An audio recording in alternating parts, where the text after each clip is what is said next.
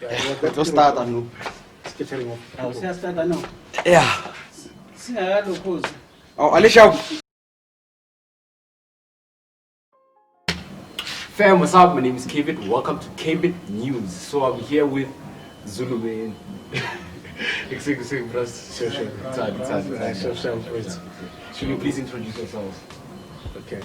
Ayikho umede lo lindo kuhle obula khona laphayana eMgababa KZN ngumZulu phaqa my whole culture is Sure.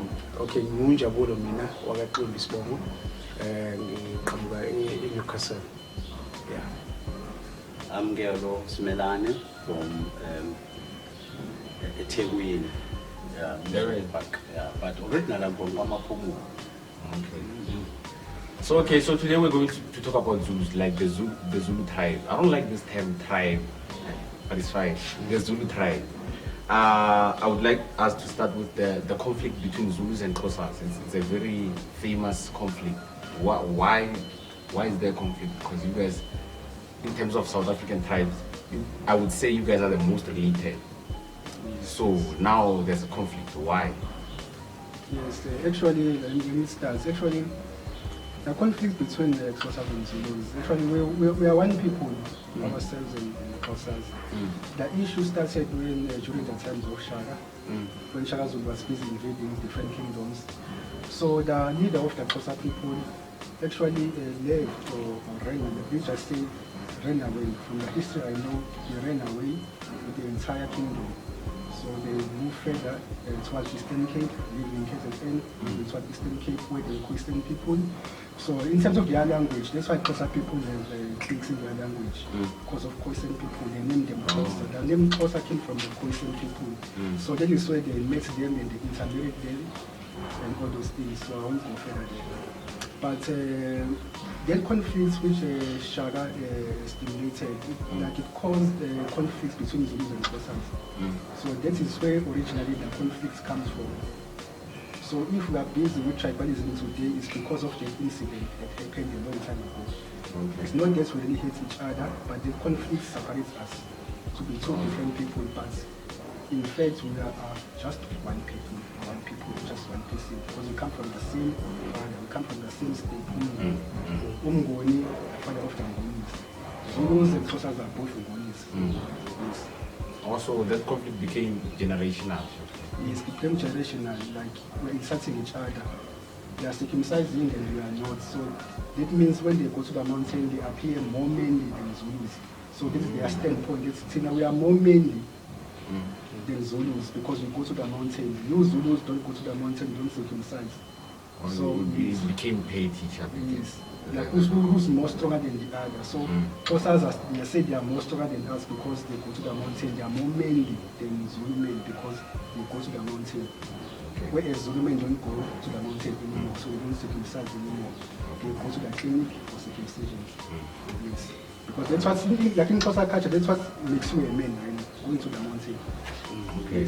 Yeah, do you have any additions? Okay. I think we new generation now. Now it's a matter of how we do things. You see, when you grow up, we used to like hear things from people that if you marry a Xhosa lady, you can end up like having nothing. They are capable of taking everything. Whatever that you have, whatever that you develop as a man, they will take whatever that you have and go home. But so are those not social media jokes? Yeah, it's that thing developed before social media. So yeah, so they even like normally they used to say when they Xhosa lady got a job, they say call it home and they say Mama will tell them siblings, by finding like a relationship and all those things. But not all of them are like that. It's a matter of, but us like back at home, KZN, they used to, tell us those things. But definitely when you come to Joburg, people are different. So as individual. Yeah, I think so too. I think social upbringing plays a very big role in one's behavior in the latter stage. Because certain things that we do are due to our social upbringing, and the environment will always affect the way that we behave. either to amongst each other or as a nation. That is to say, for instance, you'll find certain ways of doing things that the Zulus are going to do things in a certain way, Xhosas are going to do things in a certain way. But those things are inculcated in culture and they are passed on from generation to generation. Okay. So it's a matter of the difference in cultures, and then that came with disrespect in terms of circumcision, and that's where the conflict started. And also the new conflict. I agree that one was during the Shaka times. Yeah. The new one is about how Xhosa women. It's around Xhosa women. Yeah, it's How about they treat relationships. Yeah, it's about maybe the behavior of In relationships. Yeah, relationship, and you know how like we are told. Yeah, about, yeah. you know, Like you were saying, the yes. social upbringing. Yes, Like yes, you grew up being told about these people. Sure. Okay. So now, okay. With that being said, we love Xhosa people. Yeah, too much. Like let's They are leave very it. beautiful. They are very beautiful. Yes, We yes, love yes. them. Yeah. Yeah. So you know how you said Xhosa people always insult Zulu people about not being mean enough because they don't go to the mountains in. But also we have Zulu people who will make you feel uncomfortable when you are passing as a non-Zulu. Why? You call us names there. You call us names. It's very risky to pass a group of Zulu people. It's very why? No, in that part, actually, I know what you're talking about. Yeah, in that part, Zulus are really, they're people who are outspoken. Yeah. Like, when it comes to culture, really, Zulus are the the most proud. The most proud tribe I know. Yeah. Yes. I look up to the pride of Zulus. They are so proud. Yes. I want to be proud like And they are that. friends, and they are friends. They Yeah. are as it is. Yeah. And that builds up to also, they are too confident most of the time. Yeah, they are too arrogant. You know, these things, these behaviors, they build up for them or for us. What makes is Zulu. All these things that I mentioned now, the pride, Oh, because of the pride. yes, the arrogance, yes. Yeah. For them, in their mind, that's what makes us Zulu. Because Oh. this thing always takes us back to Shaka. How Shaka needs to behave. Yeah. That's we are violent people because of Shaka. That's why we behave violently even today. Because that mental time is Zulu and the blood of Shaka flows in me. Especially the people who are sending the Zulu. Yeah, you can see the way they. My aunt is married to. Yes. You can see the way they present themselves. Yeah, like they are proud. Yeah. Because in their blood is the blood of Shaka. Yes. And yeah, just to add on that thing, especially most like men in terms of Zulus, we are called warriors, Sinababutu. So that's why even the Zulu, It's a warrior mentality. yeah, the Zulu dance, it's more of Amabutu than just dancing. So like Ibuto, it's like a soldier kind of thing. Yeah, so you can't expect a soldier to, you know, to act To not normal be a or soldier. yeah, well, Soldier should be shown. it's there as Ibuto. And Yeah. I'm second to comment over there that these things they date way back in history. During the days of Ushara, for instance, I think certain things were inculcated in our minds, and now it becomes a bit difficult to change from that kind of a mentality. And also, apart from history, certain things are also genetic. You know, you cannot run away from the genetic perspective of things. I mean, it's in our genes to be a proud nation as Zulus. We genetically made like that way, and it's not necessarily a product of an environment or a product. It's just who we are as people, and that makes us a very proud. Zulus are very, very proud.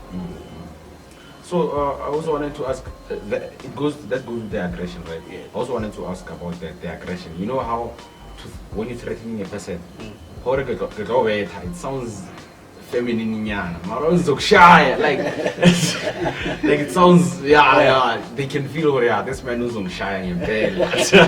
So I wanted to ask about the violence like it's the pride is associated with the violence. Does it have to be like that? You have to be proud, I understand. But now, why are we associating the pride, the Zulu pride, with violence? Even when they make jokes about robbery with someone, you have to like you have to use the Zulu language so that they hear you. They even the women, Zulu women, they expect indoda. Me and my friends always, we don't say man. When you're going to a Zulu woman, you must be indoda. Like, is the violence? Would you say it's healthy, or is it the real violence? Maybe I'm interpreting it wrong. Is it violence? If it's violence, is it healthy? Like, how can we go about it in this current society? Yeah, to be honest, when it comes to those things, as we said, Zulus, they are more of warriors, you see. And you know, when you see a warrior and you're just a normal person, first you will feel small or you feel somehow, with that person. So in terms of speaking and do things and all those things, so as warriors or Jengamabutu, so equal that thing, that part of Buti, no more window. And then this is how you must do, and you know, this is how you must respond, this is how you must act, you know, you must stand up for your family and all those things. And it's continuously when you come to such places like Joburg, Pretoria, you see, only find we are only guys here, you see, and you know, when they are only guys, it's different compared to when they are mixed with ladies. It's more of violence when there are more guys than local guys. But yeah, violence it's there, to be honest, it's there and it's real and it's happening. And it's different compared to when you're around to other cities and when you're in KZN. Most KZN you can end up with Zulu, and all those things, trying to 13 people and this Zulu and all those things. Everyone Zulu there, you know. More better, we are better. We are challenging straight.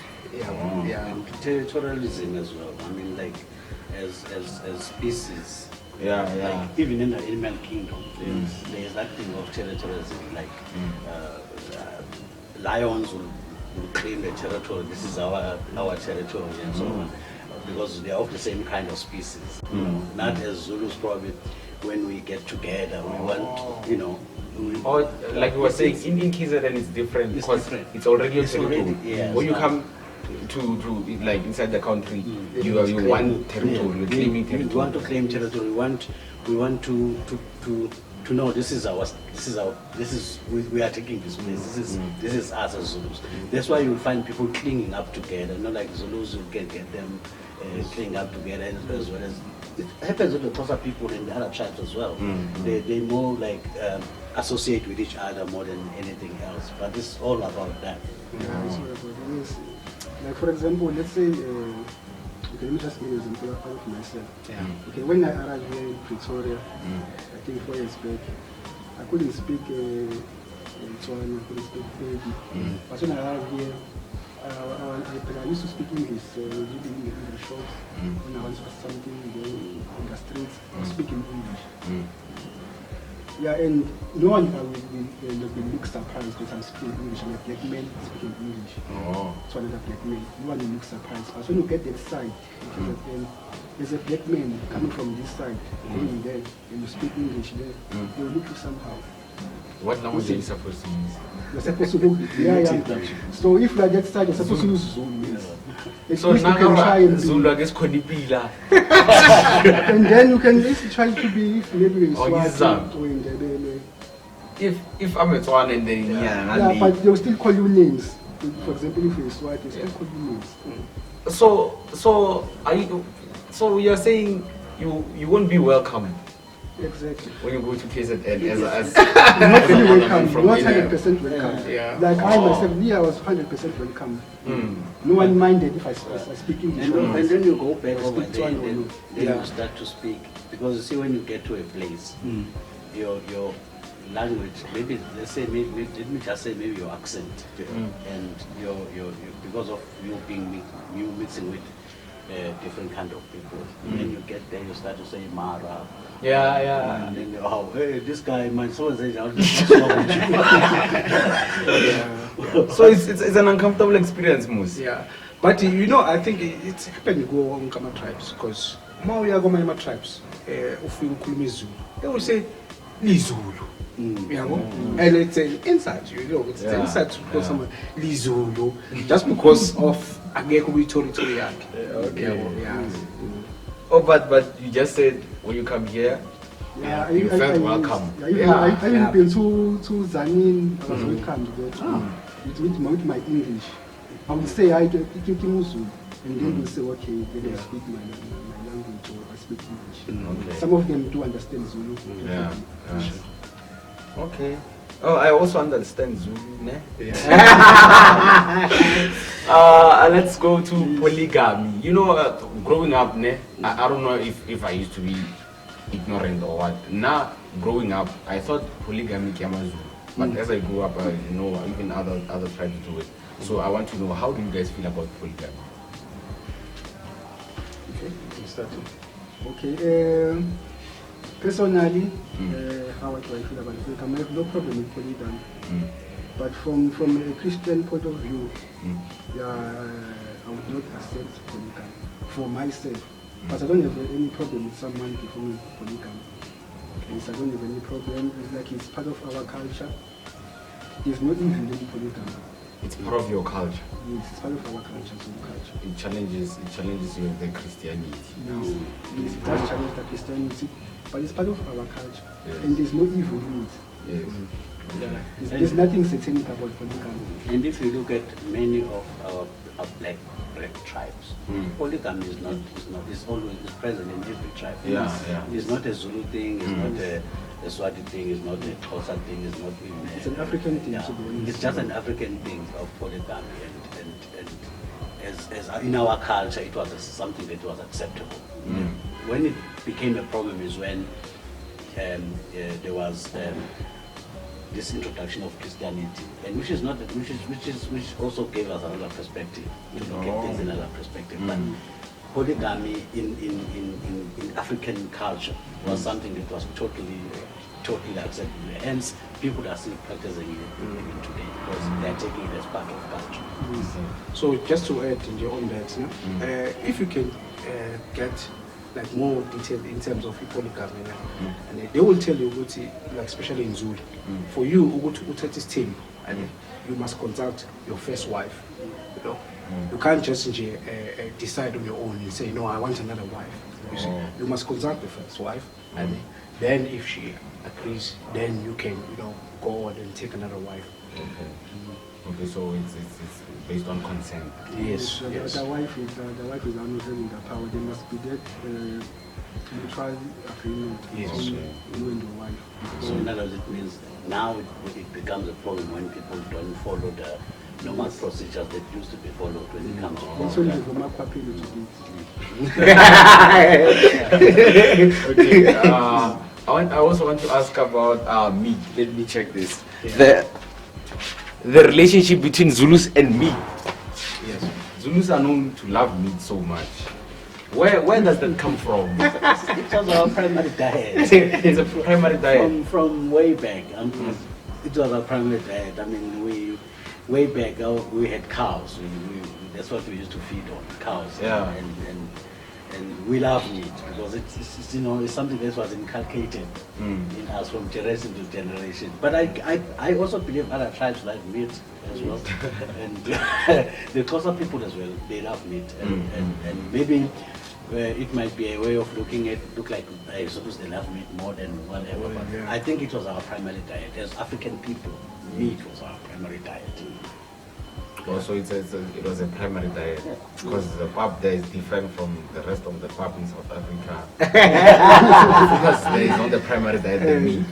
Oh, so okay. Yeah, the reason for cooking that such pap. Okay, for us Zulus, we didn't only love meat.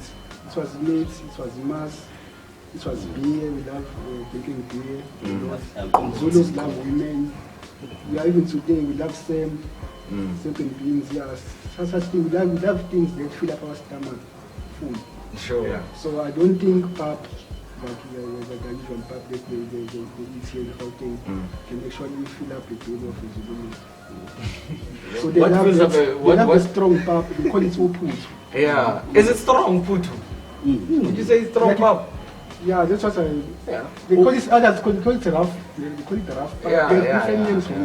it. Like I don't know. You what they call can, it. yeah, you can give it a try and just eat I it. used to eat it in Komazi. Yes, yes, yes. Yeah. And you for sure that you were full that time. Yeah.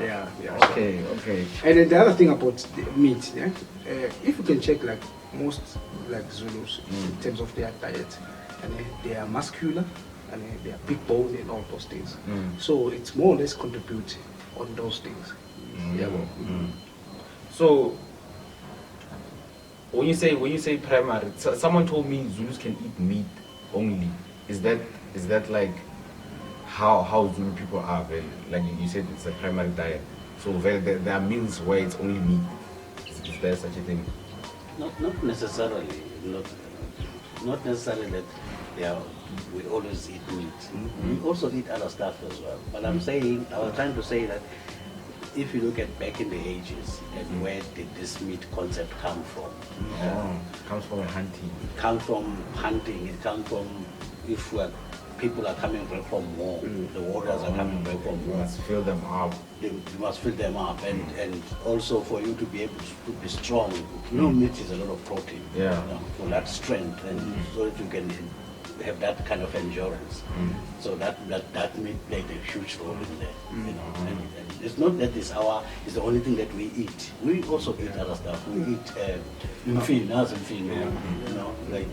amabele. those other things. But if you look at all that food, you will see that it's got this thing of bringing that kind of endurance and strength. Yeah. Okay. Seems like Zulus are the most consistent tribe that I've met when it comes to culture. Because everything that you are saying, they come from way back. It's Shaka Zulu times. If I go to someone like I never hear any other tribe like Movenda, Ampuzahore. This thing comes from where I never find it. Yeah, I never find it. But with Zulus, it always goes back in time. Even Botswana, it goes. The history that I know about Botswana is Maobe, those political things. Yeah, so Zulus, okay. That's all we have for today. I hope to have another tribe. We love Kosas, I want to say that again. And every other tribe also. That's why I have a problem with this term tribe. It embrace a division. True. So I would like to thank you for taking this time and clarifying us. Thank you very much. Take care. What's up?